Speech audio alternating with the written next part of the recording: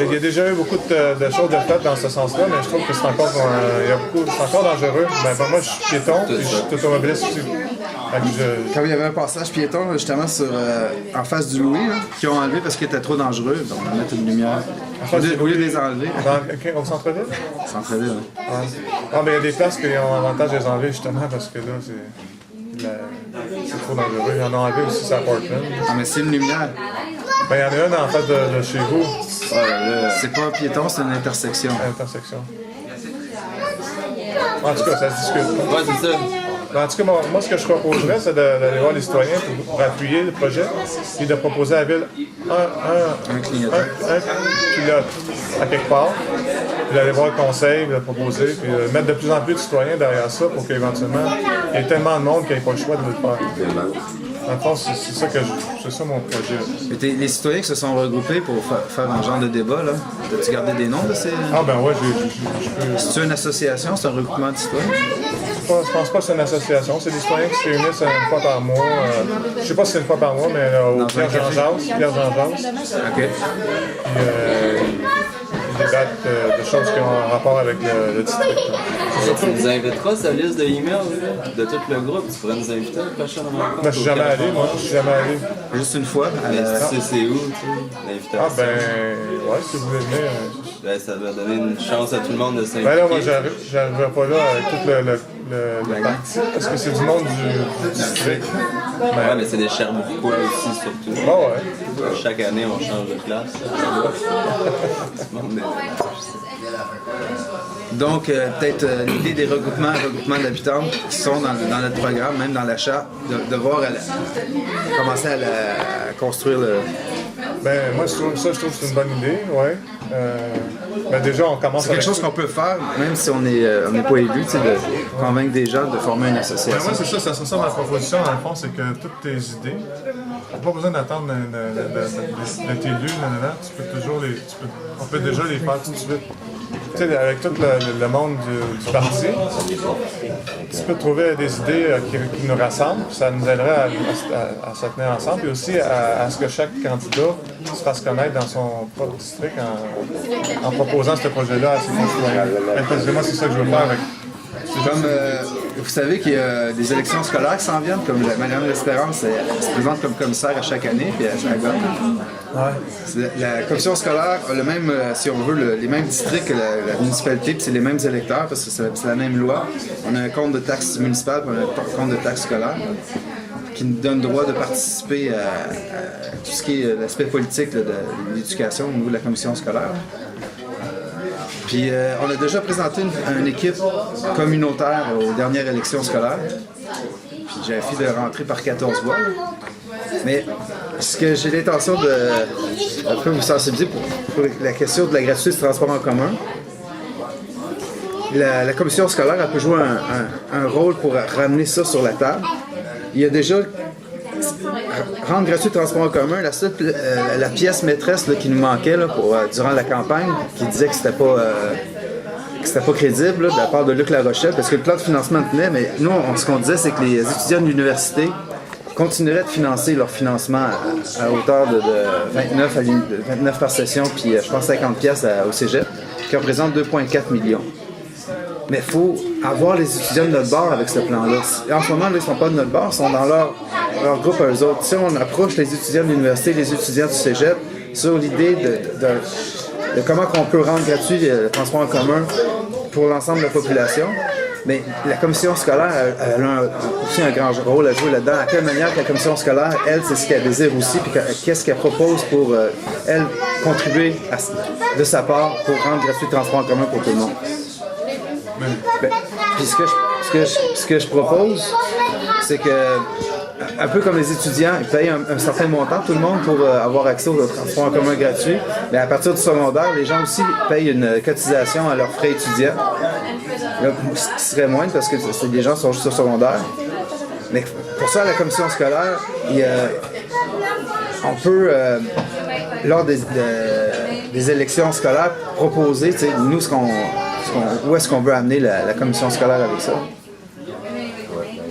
Fait que le dossier des regroupements d'habitants, oui, puis aussi le dossier de la gratuité peut être intéressant de poursuivre avec. Si tu penses que tu vas te présenter pour les élections scolaires, Là, c'est parce que j'en ai pas parlé tantôt, mais j'avais l'intention de vous en parler. c'est pour ça qu'il y a des villes en Europe qui l'ont déjà. Sais-tu comment ils financent ça? C'est différent de chacune. Comme à Aubagne, la façon qu'on décidait de financer, c'était de taxer les entreprises avec une taxe transport. Il y a beaucoup de, Mais là, beaucoup de montants qui viennent des gouvernements puis des subventions. Il y en a beaucoup de subventions, différentes subventions. OK. C'est juste ça qui... Plusieurs plans de subventions, puis financement, peut-être un légère taxe, mais en fond, ça fonctionne parce que en fond, la ville est en train de construire, tout est en effervescence. C'est pas possible. Non, mais ça serait important quand même qu'on comprenne, parce que ça, c'est une idée qui était parlée pendant presque tout le début de la campagne, la gratuité du transport en commun, mais est-ce qu'on connaissait les chiffres? Est-ce que les candidats connaissaient? Ça, c'est une chose que je m'attends à ce que les gens sachent. C'est de quoi qu'on parle quand on veut rendre gratuit le transport en commun. Moi, je trouve que c'est quand même une bonne idée parce que c'est avant-gardiste. Mais il y en a en Europe qui le font, mais ça fait partie d'un tout. C'est comme une nouvelle vision de la ville et de la communauté. Mais est-ce que les Sherbrookeois est-ce qu'ils embarquent là-dedans? C'est ça. Faut que les autres, faut qu'il y ait du monde qui embarque. C'est qu'en ce moment, on n'était même pas associés avec d'autres groupements pour la présenter. Les étudiants n'étaient même pas avec nous pour présenter ça. Ça, c'est comme essentiel.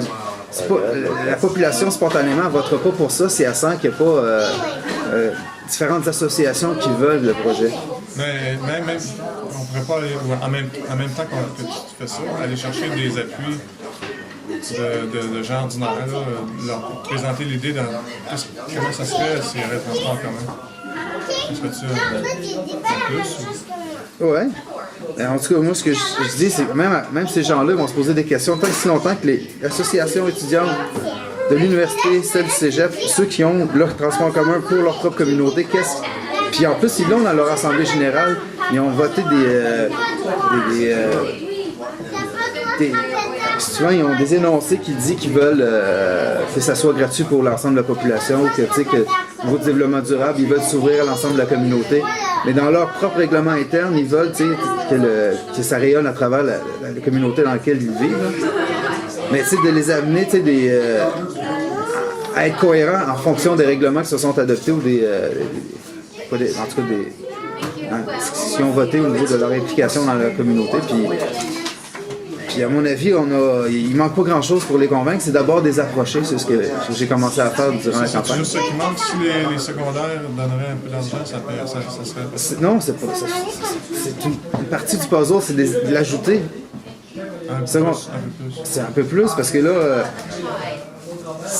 tant qu'il n'y aura pas l'ensemble de la communauté étudiante ne sera pas réunie derrière ce projet-là pour le proposer pour l'ensemble de la population, on ne peut pas négocier avec le gouvernement. Le gouvernement, il y a... C'est parce qu'il y a des familles qui sont pauvres, ils prennent tout pour avoir leur cartable et tout ça. Qu'est-ce qu'on fait pour eux autres? Mais c'est que ces familles-là, c'est les premiers à bénéficier de la gratuité de transport en commun. Mais ils vont donner de l'argent pour déjà payer leur cartable pour le frais scolaire. Puis après ça, là, il faut qu'ils redonnent encore de l'argent pour la gratuité. C'est pas gratuit pour eux autres. Faudrait que ça soit... J'avais la même question. C'est que ça l'augmente un certain montant par année, sauf que le montant devient dérisoire par rapport à ce qu'il devait. Toi, à quel âge? Tout le monde écoute aussi. Ouais. Ouais, je voulais juste expliquer quelque chose. Moi, comment j'ai senti ça? Pourquoi tu voyais particulièrement pour moi? J'ai bien aimé la campagne, j'ai pas de remords. Dans les 2 dernières semaines, j'ai commencé à faire du porte-à-porte. Là, je me suis dit j'aurais dû commencer dès le début de la campagne parce que ça fonctionne vraiment. Quoi d'autre j'ai passé durant la campagne? J'ai donné des poignées de main lors des 2 journées de vote. Ça aussi, je pense que ça l'a aidé parce que souvent, il y en a qui étaient là, c'est fun de voir c'est qui se présente. Ouais, c'est ça. Puis là, ils voient s'ils ont envie de voter pour cette personne-là ou pas. Sinon, c'est ça, c'est une campagne sans remords. Puis comme tout le monde dit, pendant les 4 ans, il faut s'investir. Parce que sinon, ça n'a pas de sens de juste arriver à la campagne et faire le vote. sinon, les petites quantités, c'était parfait, là, mais c'est ça, j'avais plein d'idées comme s'il y a une autre campagne encore. Comme dès le début, il faudrait quasiment prévoir un horaire pour les personnes qui se présentent comme candidats, les activités possibles qu'ils puissent faire, parce que là, je pense que qu'est-ce qui est arrivé, c'est qu'on savait pas quoi faire. Puis là, j'ai une idée, ok, je le fais, mais avoir eu toutes ces idées-là, comme à telle semaine, telle semaine, on peut faire ça. Un agenda pour le candidat, puis même si c'est la première fois que le candidat y arrive, il sait qu'il peut faire ça, puis ça va l'aider. Il se lève le matin, il fait ça, puis jusqu'à 5 heures le soir. Non. Il me semble qu'il y a quelqu'un qui s'est engagé, là, avec le bras droit, il meurt, ça peut être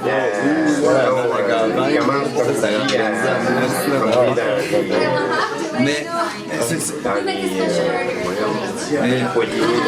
ouais, mais ceux qui les autres, ils l'ont vraiment leur agenda de campagne. Hein?